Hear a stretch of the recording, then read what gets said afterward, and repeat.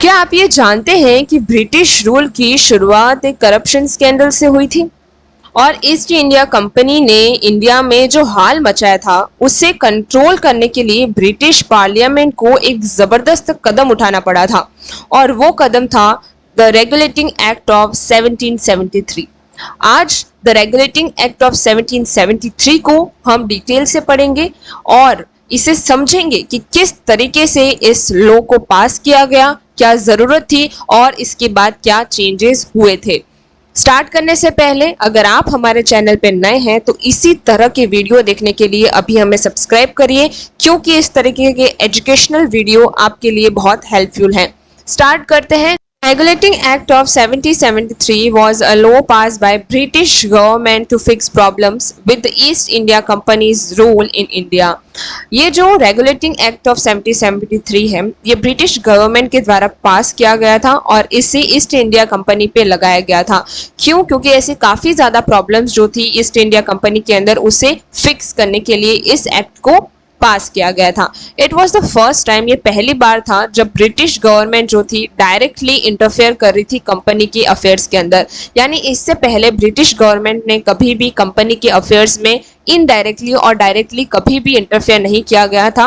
लेकिन ये पहली बार था जब ब्रिटिश गवर्नमेंट को ऐसा लगा कि अब कुछ लिमिटेशंस लगाने जरूरी हैं ईस्ट इंडिया कंपनी के रूल में, क्योंकि काफी ज्यादा मिसअंडरस्टैंडिंग जो थी गवर्नमेंट और ईस्ट इंडिया कंपनी में क्रिएट हुई थी, जिसकी वजह से गवर्नमेंट को लगा कि अब कुछ लिमिटेशंस उन पे लगानी चाहिए। तो ये पहली बार था 1773 के अंदर जब ब्रिटिश ने डायरेक्टली कोई रूल था जो ईस्ट इंडिया कंपनी के लिए बनाया था। अब फर्स्ट क्वेश्चन हमारे माइंड में आता है कि भाई ये जो एक्ट था उसकी जरूरत क्यों थी? Why the act was needed? इसकी क्या जरूरत थी?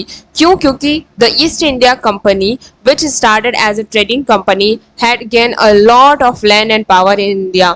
यानी हमने पता है कि ईस्ट इंडिया कंपनी जब पहली बार आई थी तो वो ट्रेड व्यापार करने के लिए आई थी, लेकिन धीरे धीरे धीरे उन्होंने काफी ज्यादा जो इंडिया का लैंड एरिया था उस पे कंट्रोल किया, काफी पावर गेन कर लिया और इस वजह से कहीं ना कहीं प्रॉब्लम्स क्रिएट हो रही थी और it was facing many issue और इसी वजह से काफी ज्यादा इशू भी क्रिएट हो रहे थे और इसी वजह से कहीं ना कहीं regulating act of 1773 British government के द्वारा पास किया गया था। अब बैड मैनेजमेंट, रीजन क्या था? सबसे पहले बैड मैनेजमेंट एंड चीटिंग, यानी जो कंपनी थी उसका मैनेजमेंट सही नहीं था और कंपनी काफी ज्यादा चीट करती थी। हम सभी को पता है कंपनी के बारे में कि company officials were making a lot of money through personal trading and bribes. यानी जब ब्रिटिश गवर्नमेंट को ये नहीं पता था कि जो यहाँ जो कंपनी है ना, ईस्ट इंडिया कंपनी है, वो यहाँ पर अपने पर्सनल ट्रेडिंग कर रही है और यहाँ पर रिश्वत लेकर पैसा कमा रही है, मतलब मनी को बना रहा है। लेकिन जब गवर्नमेंट को ये पता चला कि जो ऑफिशियल्स हैं, जो अफसर्स हैं कंपनी के, वो काफी ज्यादा पर्सनल ट्रेडिंग कर रहे हैं जो कि कहीं ना कहीं ब्रिटिश गवर्नमेंट के अगेंस्ट है और ब्राइब्स यानी रिश्वत जैसी चीजों से पैसा बना रही है, while the company itself was losing money. वहीं पे कंपनी की अगर प्रॉफिट की बात करें तो वो डाउन जा रहा है, यानी लॉस जा रहा है। कंपनी में कोई भी मुनाफा नहीं है, लेकिन जो वहां के ऑफिसर्स हैं उसमें काफी ज्यादा पैसे कमा रहे हैं। सबसे पहली प्रॉब्लम, क्या जरूरत थी इस एक्ट को लाने के लिए? Money problem. The company was in a deep financial trouble, यानी जो कंपनी थी बहुत ज्यादा फाइनेंशियल ट्रबल के अंदर थी। इवन आज the British government for a loan, और कंपनी जो है ब्रिटिश गवर्नमेंट से लोन मांगती है। क्यों? क्योंकि कंपनी फाइनेंशियल ट्रबल से गुजर रही थी। Government in Bengal, a system where company collect taxes and the local ruler manage other affair lead to a chores and exploitation। यानी गवर्नमेंट जो थी बंगाल के अंदर एक कंफ्यूजिंग गवर्नमेंट सिस्टम चल रहा था। एक ऐसा सिस्टम जहां पर कंपनी जो है टैक्स कलेक्ट कर रही है और उनके अंडर जो लोकल रूलर्स है वो अदर एक्सप्लोटेशंस करते थे, यानी टैक्स को बढ़ाना, 3 गुना 4 गुना जो टैक्सेस लेना लोगों से। तो हमने देखा कि ये जो कंपनी थी वो तो ट्रेड के लिए आ रही थी, लेकिन यहाँ पर ये क्या कर रही थी? टैक्स कलेक्ट कर रही थी। जो लोकल रूलर्स है वो उनको कहीं ना कहीं हेल्प कर रहे थे। तो यहाँ पर ये चीज समझ में आ रही है, हमें दिखती है कि जो लोग हैं यानी जो कंपनी है वो ट्रेड करने नहीं, यहाँ पर पावर खरीदने या फिर पैसे कमाने के लिए आई है। तो जो कलेक्ट वो करते थे टैक्स वो अपने लिए करते थे। इसके बाद यहाँ पर नो रूल्स यानी there was very little control from the British parliament over what the company was doing in India, यानी ब्रिटिश पार्लियामेंट का कंपनी के ऊपर बहुत कम कंट्रोल था। इंडिया के अंदर जो कंपनी थी ईस्ट इंडिया कंपनी उस पे, and this problem force the British government to step in. और ये जितनी भी प्रॉब्लम यानी चीट करना, टैक्सेस कलेक्ट करना, देन आफ्टर मनी यानी कंपनी के अंदर लॉस होना और खुद ब्राइब्स और टैक्स कलेक्ट करके खुद पैसे कमा रहे हैं और कोई भी रूल्स उन पे रेगुलेशंस नहीं थे, तो ये सारी प्रॉब्लम कहीं ना कहीं उनको बहुत ज़्यादा पावरफुल बना देती है। इसी वजह से उन्होंने इंडिया पे ज़्यादातर क्या किया, एक्सप्लॉइटेशन किया है, क्योंकि गवर्नमेंट को तो पता ही नहीं था कि क्या हो रहा है यहाँ पर। Main things the act did, अब इस एक्ट ने क्या किया, इस एक्ट को क्या चीज़ें इस एक्ट में लाई गई जिससे ब्रिटिश कंपनी की ऊपर बहुत ज़्यादा कंट्रोल और लिमिटेशंस लगाए गए। The act introduce several changes, काफ़ी ज़्यादा चेंजेस यहाँ पर हुए, कंपनी अंडर मोर कंट्रोल, और जो कंपनी थी अब काफ़ी ज़्यादा कंट्रोल के अंदर थी, किसके, ब्रिटिश गवर्नमेंट के अंदर, and organise its administration in India. और जो ब्रिटिश गवर्नमेंट है उसने क्या किया, इंडिया के अंदर एक एडमिनिस्ट्रेशन को फॉर्म करवाया, ऑर्गेनाइज करवाया, जिससे जो ब्रिटिश गवर्नमेंट है सीधा कंपनी को क्या करे, कंट्रोल में रख सके। अब बात करते हैं किस तरीके से उन्होंने एडमिनिस्ट्रेशन किया। सबसे पहले टॉप गवर्नर फॉर बंगाल, यानी बंगाल के लिए टॉप गवर्नर, जो गवर्नर था उसको बनाया, यानी the governor of Bengal become the governor general of Bengal, यानी जो गवर्नर था बंगाल का, है ना, उसे गवर्नर जनरल बनाया गया बंगाल का। कौन था, Warren Hasting was the first person to hold this position. तो ये क्वेश्चन आ सकता है कि कौन फर्स्ट पर्सन था जो गवर्नर जनरल बना था बंगाल का, तो वैरन हेस्टिंग था। अब इससे क्या मदद होती थी, सारी चीजें जो है वो वैरन हेस्टिंग जो है वो कंट्रोल करता था, और वो रिपोर्ट किसको करता था, ब्रिटिश गवर्नमेंट को। Helper council, a group of 4 member was created to help the governor general, यानी गवर्नर जनरल को हेल्प करने के लिए 4 मेंबर्स बनाए गए थे जो कि उसको हेल्प करते थे। They voted on decision and the governor general has an extra vote if there was a tie but couldn't overrule them, यानी अगर उसको चूज करने के लिए वोट डाले जाते थे, लेकिन अगर गवर्नर जनरल चाहे कि अगर कोई उसे किसको चूज करना है तो वो एक्स्ट्रा वोट दे सकता था और चूज कर सकता था। जैसे आज प्रेसिडेंट के पास भी पावर होता है कि अगर टाई हो जाता है, मतलब दोनों गवर्नमेंट के बीच में सेम नंबर ऑफ वोट्स आते हैं, तो प्रेसिडेंट के पास पावर होता है कि वो क्या करता है, चूज कर सकता है कि कौन प्राइम मिनिस्टर बनेगा। तो उसी तरह से यहाँ पर भी चीज थी, लेकिन यहाँ पर कोई ओवर रूल नहीं था, है ना, सिर्फ वोट के आधार पर ही किया जाएगा। तो ये जो काउंसिल थी वो काफी ज्यादा एडमिनिस्ट्रेशन जो वर्क थी वो करती थी और हेल्प करती थी गवर्नर जनरल को। Other areas answer to Bengal, the leader of the Bombay and Madras region has to report governor general of Bengal, यानी जितने भी लीडर्स थे या फिर गवर्नर्स थे बॉम्बे और मद्रास के, उन्हें एक रिपोर्ट देनी पड़ती थी, किसको, governor general of Bengal, specially for the decision of war and peace, और जो वॉर और पीस के रिलेटेड जितने भी डिसीजंस लिए गए हैं, क्या सिचुएशन है, वो गवर्नर जनरल ऑफ बंगाल को दी जाती थी। And this was a big step toward centralised power, जिसकी वजह से हम देख सकते हैं कि गवर्नर जो था बंगाल का, गवर्नर जनरल जो था, उसे हम हेड मान सकते हैं, और बाकी जितने भी गवर्नर्स थे जैसे बॉम्बे मद्रास जो कि इंपॉर्टेंट टाउन्स थे उस टाइम की सिटीज थे, तो वो हम कह सकते हैं जैसे आज हमारे प्राइम मिनिस्टर होते हैं, प्राइम मिनिस्टर के नीचे काउंसिल होती है, काउंसिल्स के नीचे एमएलए और एमपीज होते हैं। तो इस तरीके से जो एक सेंट्रलाइज्ड गवर्नमेंट का स्टार्टिंग हुई थी। तो देखिए जब गवर्नर जनरल बना तो कंपनी पे क्या हुआ, एक कंट्रोल जम गया, जो हेल्पर्स थे, जो काउंसिल थी, वो उन पे कंट्रोल करती थी, और जो रिपोर्ट्स उनको जमा की जाती थी गवर्नर जनरल बंगाल के पास में, बंगाल के अंदर, तो वो गवर्नर जनरल यानी वैरन हेस्टिंग के पास में रिपोर्ट सबमिट करवाई जाती थी, जो कि एक सेंट्रलाइज गवर्नमेंट था, जिससे ये पता लगता है कि सेंट्रलाइजेशन ऑफ पावर जो था वो भी 1773 में स्टार्ट हो चुका था। अब न्यू कोर्ट इन कलकत्ता, है ना, कलकत्ता के अंदर एक न्यू कोर्ट बनाया गया था। क्यों बनाया गया था, देखो, a supreme court was set up in Calcutta in 1774, यानी एक सुप्रीम कोर्ट बनवाया गया था 1774 में, इस रेगुलेटिंग एक्ट के तहत में, विथ 1 मेन जज, जिसमें एक मेन जज होगा और 3 अदर जज होंगे, 3 अदर जज होंगे फ्रॉम इंग्लैंड, जो कि इंग्लैंड से होंगे। यानी कोलकाता के अंदर 1774 के अंदर जो कोर्ट बनाया था, जो कि हम सुप्रीम कोर्ट बोलते हैं, जिसमें एक जज था और 3 जज थे जो कि इंग्लैंड से आए थे। And this court would apply British law to British people, यानी ब्रिटिश लॉ पर जो लोग थे वहां के, जैसे कंपनी के जो लोग हैं उन पे ब्रिटिश लॉ पारित होगा और कंपनी के जो ऑफिशियल्स हैं उन पे। And the first chief justice was sir Elijah Impey. ये जो थे फर्स्ट चीफ जस्टिस थे कहाँ के, कलकत्ता सुप्रीम कोर्ट 1774 के अंदर। तो यहाँ पर ये बता रखा है कि वहां पर ब्रिटिश लॉज जो थे वो ब्रिटिश पीपल के लिए क्या किया जाता था, अप्लाई होता था, और जो इंडियन लोग थे उनके लिए, इंडियन पीपल्स के लिए इंडियन लॉ अप्लाई किया जाएगा। नो मोर प्राइवेट ट्रेडिंग और ब्राइब्स। अब इस एक्ट के तहत उन पे ये कंट्रोल किया गया था कि किसी भी तरह का प्राइवेट ट्रेड इंडिया के अंदर नहीं किया जाएगा और ब्राइब यानी रिश्वत जैसी चीजें नहीं ली जाएंगी। Company employ were forbidden from doing their own private business और टेकिंग गिफ्ट्स और ब्राइब्स फ्रॉम लोकल पीपल। यानी ना तो वो किसी प्रकार का गिफ्ट ले सकते हैं, ना कोई प्राइवेट बिजनेस कर सकते हैं, और ना ही लोकल लोगों से रिश्वत ले सकते हैं, यानी टैक्स जो चीजें हैं टैक्स कलेक्ट करना वो नहीं कर सकते हैं। रूल फॉर कंपनी लीडर, जितने भी लीडर्स थे कंपनी के उनके लिए क्या रूल्स थे, the way companies main governing body the court of directors was choose and change. अगर किसी भी तरह का कोई चेंज होगा तो कोर्ट ऑफ डायरेक्टर जो है वो चेंज करेगा।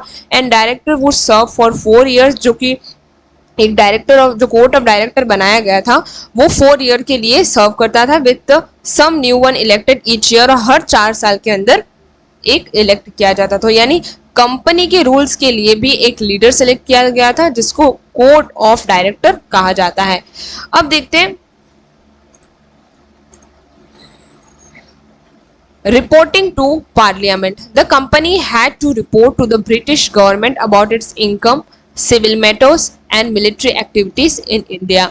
यानी ये सबसे इम्पॉर्टेंट एक कंट्रोल कह सकते हैं कि कंपनी को ब्रिटिश गवर्नमेंट को हर साल एक रिपोर्ट देनी पड़ती थी, उसके इनकम, उसके सिविल मैटर्स और इसकी मिलिट्री एक्टिविटीज जो थी इंडिया के अंदर उसकी। तो ये एक कंट्रोल हो चुका था कि नहीं, अब वो कुछ अपनी लिमिटेशन क्रॉस नहीं कर सकते हैं, क्योंकि अब वो पर्सनल बिजनेस नहीं कर सकते हैं, प्राइवेट बिजनेस नहीं कर सकते हैं, ब्राइब्स नहीं ले सकते हैं, टैक्स कलेक्ट नहीं कर सकते हैं। Y the act was important. अब क्वेश्चन ये आता है कि भाई ये एक्ट तो आया लेकिन क्यों इम्पोर्टेंट था, इम्पोर्टेंट क्यों था। अब देखो इतने ज्यादा हमने कंट्रोल देख लिए तो ये किसके लिए इंपॉर्टेंट होगा, ऑब्वियसली इंडिया के लिए, इंडिया के लोगों के लिए इंपॉर्टेंट होगा, लेकिन उनके लिए देखिए कहीं ना कहीं एक लिमिटेशन होती है जिस पे कंट्रोल लगाया जाता है उसे हमेशा बुरा ही लगता है। So the Regulating Act of 1773 was a significant for British India, यानी ब्रिटिश इंडिया के लिए बहुत ही सिग्निफिकेंट था। जैसे फर्स्ट गवर्नमेंट कंट्रोल, यानी पहली बार गवर्नमेंट का कंट्रोल हुआ था कंपनी में। So it was the first time the British parliament directly tried to control the East India company in India, यानी डायरेक्ट कंट्रोल था। And this change the company from just a business to a political power, और जिसकी वजह से company जो थी एक business से एक पॉलिटिकल पावर के रूप में चेंज हो गई थी। क्योंकि ब्रिटिश जब एंटर कर गई, ब्रिटिश गवर्नमेंट का जब इंटरफेयर हुआ तो वो एक पॉलिटिकल पावर हो गया, क्योंकि उन्होंने काफी जैसे कि गवर्नर जनरल बंगाल का है ना, वो सारी चीजें सेट करती थी जो कि एक पॉलिटिकल सिस्टम था, है ना। तो ये हमारे लिए थोड़ा सा एक हम कह सकते हैं कि गलत था या फिर अगेंस्ट था। पॉलिटिकल पावर का कोई अधिकार नहीं है किसी कंट्री का, लेकिन क्या कर सकते हैं, अब जो हो गया वो हो गया। Started centralise rule. अब इंडिया के लिए ये भी सिग्निफिकेंस था कि वहां पर सेंट्रलाइज रूल भी स्टार्ट हो गया था। So it laid ground work for a centralised government by making other region answer to Bengal, यानी जितने भी अलग अदर रीजन्स थे जैसे कि मद्रास हो गया, इसके बाद बॉम्बे हो गया, उन सभी को बंगाल के अंदर आंसर्स देने होते थे, रिपोर्ट सबमिट करनी होती। तो एक सेंट्रलाइज, यानी बंगाल को आप एक सेंट्रल मान सकते हो या एक कैपिटल के रूप में मान सकते हो। जैसे आज दिल्ली के अंदर सारी पॉलिटिकल चीजें जो होती हैं उसी तरीके से उस टाइम पे बंगाल के अंदर होती थी। अब न्यू जस्टिस सिस्टम जो था, the supreme court in Calcutta introduce a formal British legal system to India, यानी इंडिया के लिए भी एक ब्रिटिश लीगल सिस्टम लागू कर दिया गया था। सुप्रीम कोर्ट जो कलकत्ता थी, इसमें यह भी बताया जाता है कि जो गवर्नमेंट की जितने भी ये जो रूल्स होते थे वो उनके ऑफिशियल्स पे, उनके एम्प्लॉयज पे नहीं लगाए जाते थे जो ब्रिटिश से होते थे। सिर्फ वो ही केसेस होते थे जो ये जो इंडिया का जो नॉर्मल जो टाउन्स के अंदर अगर कोई चीजें हो रही हैं या फिर इलीगल चीजें हो रही हैं उनके लिए ही ये कोड बनाया गया था। Recognise companies political role, the British government officially acknowledge that the East India company had a political and administrative duties, यानी जब कंपनी को पॉलिटिकल रोल मिल गया इंडिया के अंदर तो ईस्ट इंडिया कंपनी के पास पॉलिटिकल और एडमिनिस्ट्रेटिव पावर भी आ गई थी। Try to stop cheating, it aim to reduce corruption among companies official, यानी जो ब्राइब्स लेना और जो चीट होता था कंपनी के अगेंस्ट अपने फायदे के लिए वो अब रिड्यूस हो गया था। यानी ये एक कहीं ना कहीं पॉजिटिवली भी था। प्रॉब्लम्स विद द एक्ट, क्या ऐसी प्रॉब्लम्स थी जो एक्ट की वजह से हुई? तो despite its importance the regulating act has several flaws थे, यानी हर चीज के एडवांटेज और डिसएडवांटेज होते ही हैं। सबसे पहला, weakened governor general, the governor general often face problems because they needed the council majority vote and did not have the power to veto decision leading to the argument, यानी governor general जो था काफी हद तक problem face करता था। क्यों? क्योंकि उसे एक काउंसिल के अंदर यानी गवर्नर जनरल बनने के लिए काउंसिल की मेजोरिटी वोट की जरूरत पड़ती थी and did not have the power to veto decision, और उसके पास कोई भी वीटो डिसीजन नहीं था, जो कि आज हमारे प्रेसिडेंट के पास वीटो पावर होता है। तो उसके पास कोई भी वीटो पावर नहीं था, जो कि कहीं ना कहीं आर्ग्यूमेंट को क्रिएट करता है। दूसरा है कंफ्यूजन कोर्ट पावर, यानी supreme courts power were not clear, इतने क्लियर नहीं थे, leading to the conflicts with the governor general, यानी आज अगर आप सुप्रीम कोर्ट के अंदर जाते हैं तो सारे रूल्स बने हुए हैं ना, धाराएं बनी हुई हैं, आर्टिकल्स बने हुए हैं, उसके अकॉर्डिंग सजा मिलती है, उसके अकॉर्डिंग क्या होता है, हमें जो भी सजाएं है, किसी भी जुर्म की अगर कोई भी सजा है तो वो सेक्शन और एक्ट की थ्रू मिलती है। लेकिन उस टाइम पे ऐसा कोई भी फॉर्मेट नहीं था या फिर एक कोई भी आर्टिकल्स नहीं बने हुए थे, जिसकी वजह से काफी कॉन्फ्लिक्ट्स होते थे गवर्नर जनरल के अंदर और काफी इंडियंस के अंदर अथॉरिटी का भी कंफ्यूजन होता था। अब बात करते हैं लिमिटेड गवर्नमेंट कंट्रोल, यानी ये भी एक सबसे ज्यादा डिसएडवांटेज है कि गवर्नमेंट का कंट्रोल जो था अभी भी लिमिटेड था, यानी the British government oversight was still weaker and they could not effectively check the companies report, क्योंकि गवर्नमेंट है, ब्रिटिश गवर्नमेंट है, उसे तो वहां का भी संभालना है, वो पार्लियामेंट को भी संभालना है और यहाँ पर वो कंटिन्यूसली यहाँ पर वर्क नहीं कर पाती थी।